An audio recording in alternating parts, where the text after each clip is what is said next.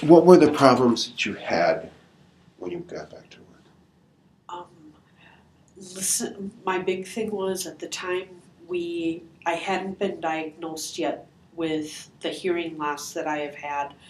It was getting on the phone with people and pulling their file and struggling with their coverages and okay, you're changing vehicles. I would forget to ask what other changes they wanted to make. Are they replacing a vehicle or just adding it? What deductibles do you want? And then if they did call and ask a question about do I have towing, do I have rental reimbursement, that type of thing, or what specifically, what does uninsured motorists or specific coverages, what exactly does it cover?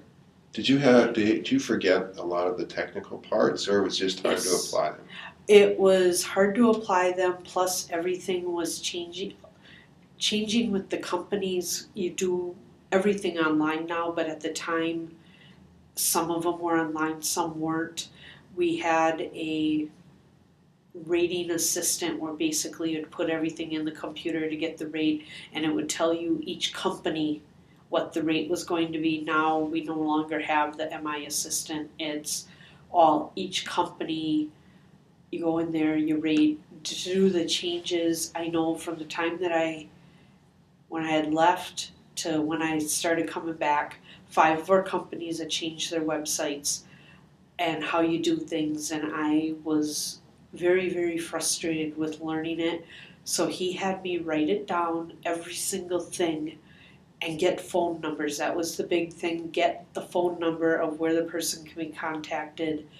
Because if I forgot something or it didn't seem right to him or he needed to, what did you forget? He would call them. He got to the point where then he would have me call them back and say, I'm sorry, I forgot to ask this, or I just want to verify this, or like I said, we worked into it. The biggest thing was getting the phone numbers and getting them right, which I was pretty good at that.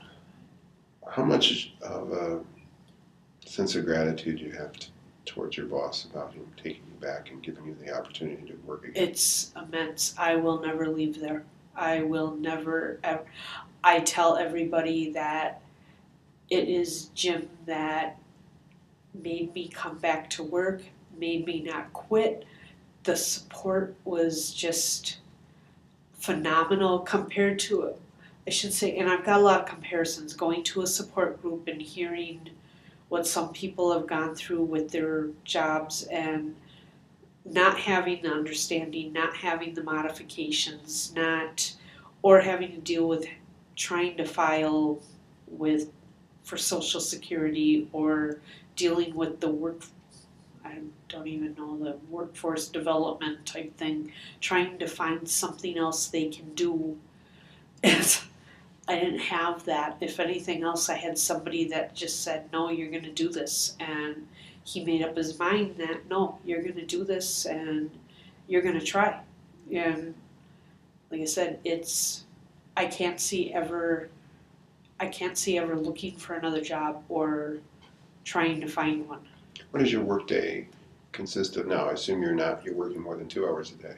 No, now I'm working Mondays, Wednesdays, and Thursdays from 8 to 5 with an hour to an hour and a half break.